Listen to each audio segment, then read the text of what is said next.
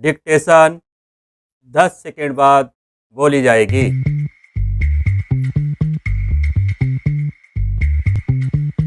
5 second, ready, start. महोदय, यहाँ यह उल्लेखनीय है कि शीत युद्ध की समाप्ति व समाधान एशिया की घटनाओं तथा अफगानिस्तान में सोवियत सेना की वापसी से ही हुआ है। अफगानिस्तान में लंबे अरसे तक चला युद्ध सोवियत संघ के अस्तित्व के लिए कष्टदायी और मुश्किल हो गया। इस भयानक युद्ध से सोवियत सेनाओं की वापसी से अनेक घटनाओं ने जन्म लिया, जिनकी परिणति शीत युद्ध की समाप्ति से हुई तथा जिसमें जर्मनी का एकीकरण तथा सोवियत संघ का विघटन है। संक्षेप में, शीत युद्ध का और इस तनाव का एशिया की एकता पर दूरगामी प्रभाव पड़ा। एशिया के सभी देश यह चाहते थे कि क्षेत्र में शांति बनी रहे। चीन और सोवियत संघ का सीमा विवाद, चीन और वियतनाम का झगड़ा और भारत व चीन का सीमा विवाद उस समय की परिस्थितियों को स्पष्ट करता है। इस तरह से पाकिस्तान पूरी तरह से थाईलैंड और फिलीपींस के साथ अमेरिका के खेमे में चला गया था। जापान अपने आर्थिक और व्यापारिक संबंधों के कारण पश्चिम के देशों में समीपीय स्थापित कर रहा था। इससे एशिया की एकता को एक नया धक्का लगा है, क्योंकि एशिया के देश अलग अलग खेमों में बट गए थे। 1960 के दशक में एक नया मोड़ आया, जब शीत युद्ध के समय में आसियान के नाम से एक गुट का प्रादुर्भाव हुआ। इससे दक्षिणी पूर्वी एशिया के देशों में आर्थिक और सुरक्षा संबंधी प्रयास किए गए। इन देशों में सांस्कृतिक एकरूपता की वजह से भी एक नए गुट ने जन्म लिया। लेकिन यह कहना कठिन होगा कि इन दक्षिण पूर्वी एशियाई देशों से समूचे एशिया की पहचान या एकता बनाने में सहायता मिली है या उससे धक्का लगा है, क्योंकि इन देशों ने अपनी नीति बहुत स्पष्ट नहीं की और केवल अपने ही गुट के अंदर भूमिपुत्र नीति को जन्म दिया। भारत भी अब आसियान का सहयोगी सदस्य बनने जा रहा है।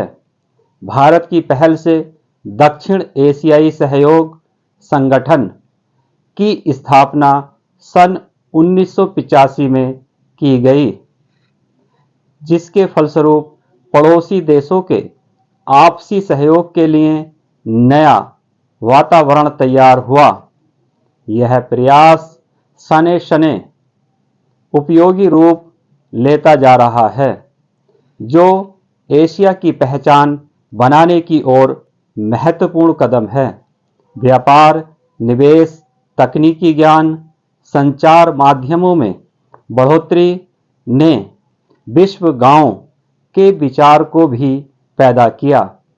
बढ़ते हुए व्यापार, निवेश, संचार एवं विज्ञान की आधुनिक तकनीकों ने पूरी दुनिया में एक दूसरे पर निर्भर रहने के नए विचारों को जन्म दिया।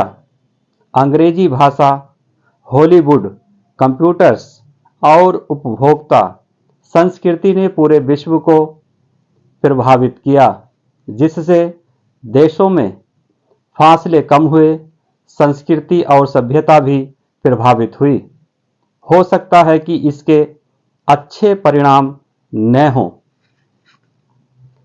ऐसी भी आशंका की जाती है उदाहरणतः जापान दूसरे विश्व युद्ध तक अपनी संस्कृति और सभ्यता व संयुक्त परिवार जैसी आधारभूत सामाजिक मान्यताओं को केवल अपनाए हुए नहीं था, बल्कि उससे चिपटा हुआ था।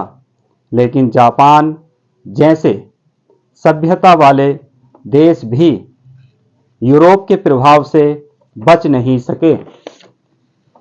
महोदय, दूसरे शब्दों में आर्थिक, व्यापारिक निवेश और तकनीकी कारणों से द्वितीय महायुद्ध के बाद और शीत युद्ध के दौरान एशिया के देशों में पुनः धुंधलापन पैदा हुआ।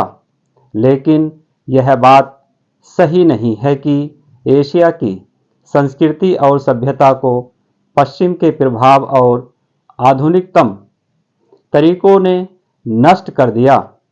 हाँ, एक धक्का जरूर दिया, पर समय समय पर एशिया का यह रूप, एशिया की यह सभ्यता और संस्कृति बलशाली तरीके से उदयमान होती दिखाई देती है। पंडित जवाहरलाल नेहरू ने 1945 में अपनी पुस्तक डिस्कवरी ऑफ इंडिया में एशिया की पहचान पर लिखा है कि 1000 वर्षों से जब यूरोप अपने अंधकार के युग में था, एशिया ने अपने मनुष्यों की प्रगतिशील आत्मा को प्रभावशाली ढंग से दर्शाया। उन्होंने यह विश्वास भी जताया कि एशिया की संस्कृति और सभ्यता यूरोप की संस्कृति और सभ्यता से अधिक प्राचीन है।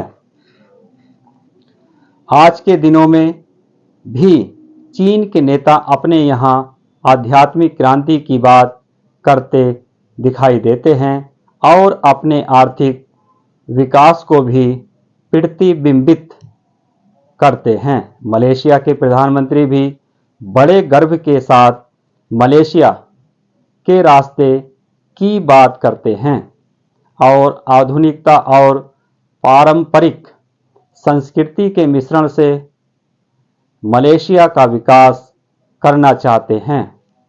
भारत के प्रधानमंत्री भी मध्य मार्ग की बात करते हैं, जिसको वे भारत का पारंपरिक विचार कहा करते हैं।